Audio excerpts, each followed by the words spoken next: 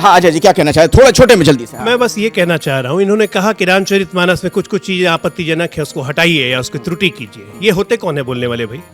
अभी नसीम रिजवी ने कुरान की प्रति को ले जाके सुप्रीम कोर्ट में दायर किया कि कुरान की प्रति फलाना से फलाना ये बिल्कुल लोगों को आतंकी बनाती है, जिहाद की ट्रेनिंग देती है, कुरान में जिहाद का मेंशन है, तो इसको हटाया जाए। सुप्रीम कोर्ट ने 1 मिनट में खारिज कर दिया कि धार्मिक पुस्तकों से संविधान छेड़छाड़ नहीं करता है। तो ये कौन होते हैं हटाने वाले? ये कह रहे हैं कि आप कौन होते हैं, ये बताइए छोटे में, बिल्कुल एक लाइन बताइए। हाँ एक लाइन में बोल रहा हूँ कि सुनिए, हमारे बड़े भाई जो हैं कह रहे हैं कि हम कौन होते हैं ये बताने वाले। तो आप देखिए, प्रजातांत्रिक व्यवस्था में जो सिविल सोसाइटी होता है या फिर जो भी जन होता है, वो उसमें जो डिबेट, डिस्कशन और डाइसेंट, यही प्रजातांत्रिक ये होना चाहिए सर। लेकिन मैं ये कहता हूं कि क्या हम ये माने, सर मेरा सवाल सुन लीजिए, क्या हम ये माने कि आने वाले दिनों में बाकी धर्म ग्रंथों की भी अपने हिसाब से व्याख्या करिएगा?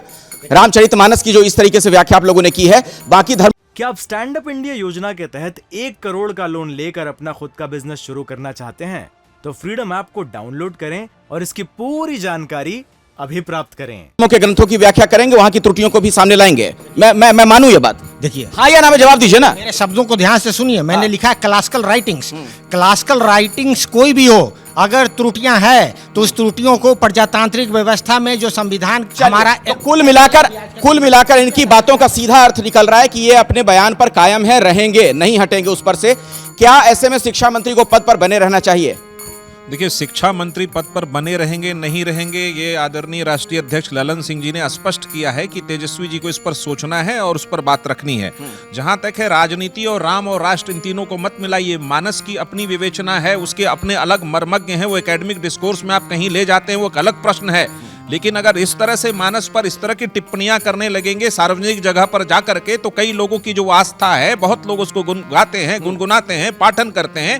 गोस्वामी आप लोग भी कर रहे हैं ना, आपके पार्टी के भी तमाम नेता जा रहे हैं मंदिरों में रामचरितमानस पाठ के लिए। से कह दिया कि भारत की एक आम आवाम जिनकी श्रद्धा है राम में, मतलब आपकी बात नहीं सुन रहे हैं क्या आरजेडी वाले? आरजेडी वाले आपकी बात नहीं सुन रहे? कैसी सरकार चल रही है? देखिए, गठबंधन की सरकार में कई बात वो हमारी सुनते हैं, कई बात हम उनकी सुनते हैं। लेकिन अगर सरकार चलाने, जब आप लोग सरकार चला रहे थे, कभी हमने ऐसा नहीं सुना इस तरीके से कोई बड़ा विवाद हो गया। आपको याद होगा कि देश के एक बड़े नेता थे, उन्होंने स्वामी विवेकानंद की तुलना कर दी थी दाऊद इब्राहिम से, गडकरी जी ने की थी।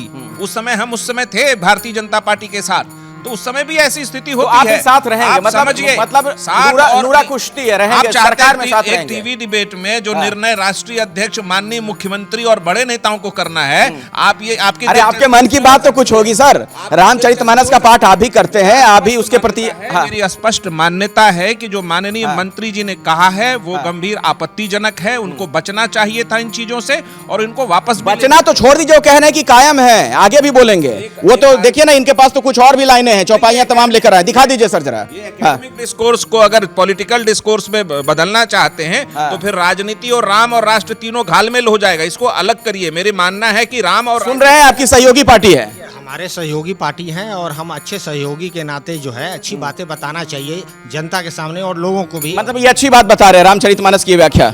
रामचरितमानस और जो अभी चीजें यहाँ डिबेट हो रही है, क्या ये प्रासंगिक नहीं है? अगर नहीं है तो भारतीय जनता पार्टी जब उत्तर प्रदेश में पावर में आती है तो अखिलेश यादव जी की घर नहीं धुलवाया जाता है? क्या हम ये भूल गए कि जो हमारे राष्ट्रपति हैं वो पुरी के मंदिर में जाते हैं तो उनको रोक दिया जाता है? ये बातें आप क्यों याद दिलाना चाहते हैं, मैं ये समझना चाह रहा हूँ। इसलिए दिलाना चाहता हूँ। जातियों को जोड़ने की बात करनी चाहिए, तोड़ने की बात हम जोड़ रहे हैं। आपकी बातों से मुझे ऐसा एहसास होता है कि आप चाहते हैं कि लोग इन बातों को याद रखें, भूले नहीं।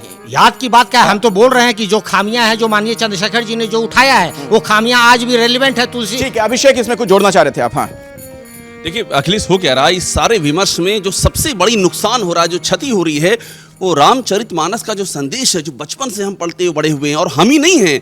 अब आप देखिए, तुलसीदास इकलौते ऐसे हैं जो लोक के भी हैं और शास्त्र के भी हैं, और राम सबके हैं। राम सुग्रीव के हैं, राम नल के हैं, राम नील के हैं, राम भील के हैं, और बचपन से हम ही नहीं, हर जाति के, हर पंथ के लोग उस रामचरितमानस की ऐसी व्याख्या की जा रही है। और मैं आपको एक बात और बताता हूं जो कि ध्यान रखनी चाहिए, और जो भी रामचरितमानस से बात करते हैं, आप सोचिए, रामचरितमानस में अयोध्या कांड में वाल्मीकि जी बताते हैं कि आखिरकार भगवान राम कौन है या प्रभु कौन होंगे।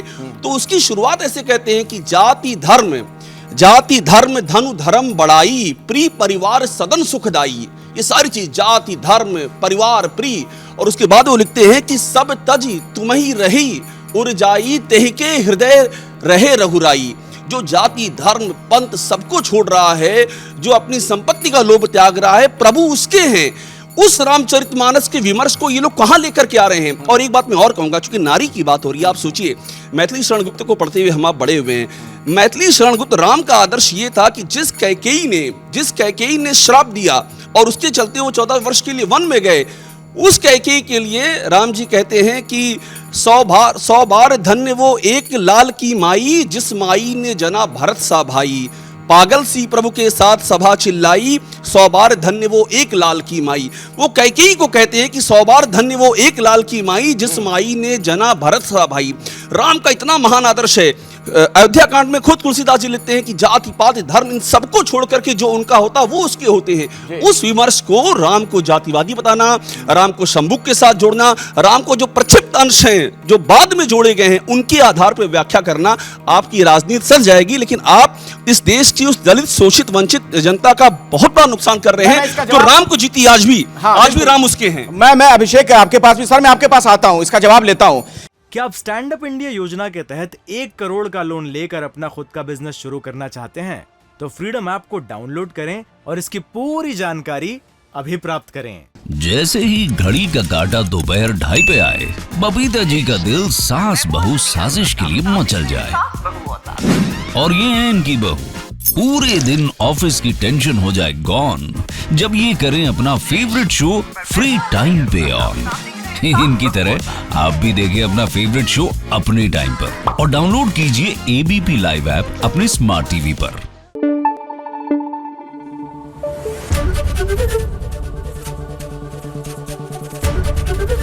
एबीपी न्यूज आपको रखे आगे।